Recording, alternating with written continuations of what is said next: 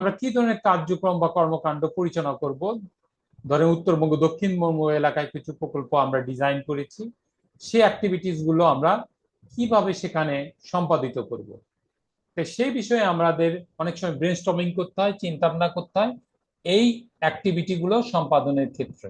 এক্ষেত্রে আমরা আমাদের টিম মিটিং এ বা গ্রুপ ওয়ার্কের মাধ্যমে, টিম স্পিরিটের মাধ্যমে, হোল প্রজেক্ট টিম, অর্গানাইজেশনের যে যারা সেক্টরাল এক্সপার্ট রয়েছে বা কনসালটেন্ট রয়েছে অর্গানাইজেশনের বাইরে, তাদের সাথেও আমরা চুলচেরা বিশ্লেষণ নিয়ে আলাপচারিতার মাধ্যমে এগুলো করার চেষ্টা করি।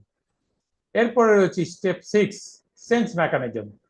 অর্থাৎ আমাদের 5টা ধাপ হওয়ার পর খুবই গুরুত্বপূর্ণ একটা পাঠ 6 নম্বর ধাপটা, যে আমাদের যে মেকানিজম বা কলা কৌশলটা আদৌ ঠিক আছে কিনা, বা ট্র্যাক চুটি করছে কিনা, বা কিছু মেজর মাইনর পরিবর্তন করতে হবে কিনা। এক্ষেত্রে আমরা দেখা যায় জনগণের সাথেও আমরা অনেক সময় অনেক কিছু অ্যাক্টিভিটি নিয়ে কনসালটেশন করি, এনগেজ করি। এই জন্য বলা হয় যে কিছু অনেক সময় প্রজেক্ট প্রপোজাল ফেজ, ডেভেলপমেন্ট ফেজের আগে যখন কনসালটেন্টদের দিয়ে ওই এলাকার যখন রেকি করা হয় বা ফিজিবিলিটি স্টাডি করা হয়, তখন কিন্তু জনগণ সহজে এখানে তাদের মূল্যবান মতামত পেশ করে। এবং অনেকেই, অনেক বড় বড় সংস্থাও কিন্তু এই ধরনের জনগণকে সাথে নিয়ে প্রজেক্ট ডেভেলপমেন্ট ফেজে, প্রজেক্ট প্রপোজাল বা ইউএস সাবমিশনের পর তাদেরকে নিয়ে একটা কনক্রিট প্রপোজাল ডেভেলপমেন্ট করে না। সেক্ষেত্রে অবশ্যই স্টেক হোল্ডার যা বিভিন্ন টার্গেট বেনিফিশিয়ারি রয়েছে, ইনডিরেক্ট বেনিফিশিয়ারি রয়েছে, গভর্নমেন্ট নন গভর্নমেন্ট বিভিন্ন স্টেক হোল্ডার রয়েছে, এবং ওই এলাকার বিভিন্ন গণ্যমান্য ব্যক্তিত্ব রয়েছে, এলিট পার্সন রয়েছে, ইনফ্লুয়েন্সিয়াল পার্সন রয়েছে, ইউনিয়ন পরিষদ কাউন্সিলের চেয়ারম্যান মেম্বার রয়েছে, ওনারা সহ, এবং আপনার প্রকল্পের যারা ফিল্ড ফ্যাসিলিটেটর, ফ্রন্টলাইন স্টাফ তারা রয়েছে সহ, যারা রয়েছে সবাই মিলে এই কার্যক্রম বা কর্মকাণ্ডটা পরিচালনা করতে হবে, যার ফলে প্রজেক্ট প্রপোজালটা সুন্দরভাবে ডেভেলপমেন্ট হবে। আমরা যদি স্টেপ 7-এ যাই, কি ধরনের সিকোয়েন্স রয়েছে, স্টেপ বাই স্টেপ আমাদের কিছু চিন্তা ভাবনা করতে হয়, এবং সেক্ষেত্রে কিছু ডেমনস্ট্রেশন প্রদর্শন হতে পারে, যেটা ডিপার লেভেলে গভীরভাবে চিন্তা ভাবনা করতে হবে, এবং কিভাবে পরিবর্তন করা যায়, যেটা আপনার কন্ট্রিবিউশনে কতটুকু প্রদান করবে।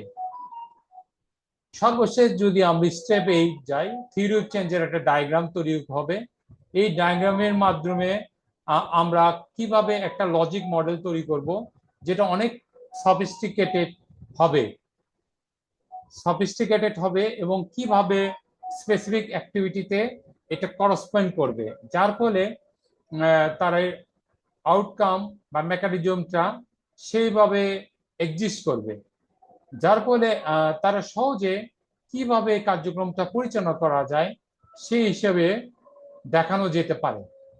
তো যাই হোক, আমরা থিওরি অফ চেঞ্জের যে ডায়াগ্রামে আমাদের যে লজিক মডেল দেখেন, এটা অ্যারো চিহ্ন দেওয়া আছে, ইফ অ্যান্ড দেন, এটা হলে ওটা, ওটা হলে ওইটা, সেটা যেন মানে টেকসই হয়, অর্থাৎ সুতার যে গাঁথনি যেন ঠিক মতো সন্নিবেশিত থাকে, একটা থেকে একটা ধাপে যেন কিভাবে যাওয়া যায়।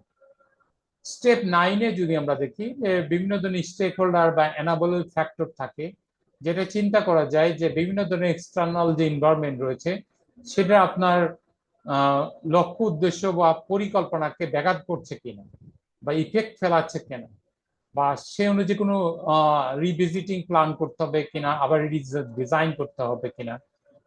খুবই গুরুত্বপূর্ণ স্টেপ 10, ধাপ 10, অ্যাজাম্পশন, আমাদের বিন অনুপান চিন্তা করতে হয়, যাতে বিভিন্ন ধরনের প্রসেস থাকে, যাতে অ্যাজাম্পশনটা ঠিক মতো করতে পারে কিনা, যার ফলে তারা বিভিন্ন ধরনের প্ল্যান গুলো চিন্তা করে কিনা। তো যাই হোক, সেই প্রসেস আঙ্গিকে যেভাবেই হোক চিন্তা ভাবনার প্রেক্ষাপটে আমরা border aspect, long term aspect, mid term aspect, theory of চেঞ্জের বিভিন্ন ধাপের প্রেক্ষাপটে আমাদের যে সন্নিবেশিত প্ল্যান বা পরিকল্পনা, অনেক সময় বলে না যে প্ল্যানটা যদি কমপ্লিট হয় 100%, 50% প্ল্যানের অনুযায়ী কাজ আগেই হয়ে যায়। আর প্ল্যানটা যদি ভালো মতো না হয়, তাহলে প্রজেক্ট কিন্তু ফেল আর মারে। ধন্যবাদ সকলকে পার্ট 3-তে থাকার জন্য।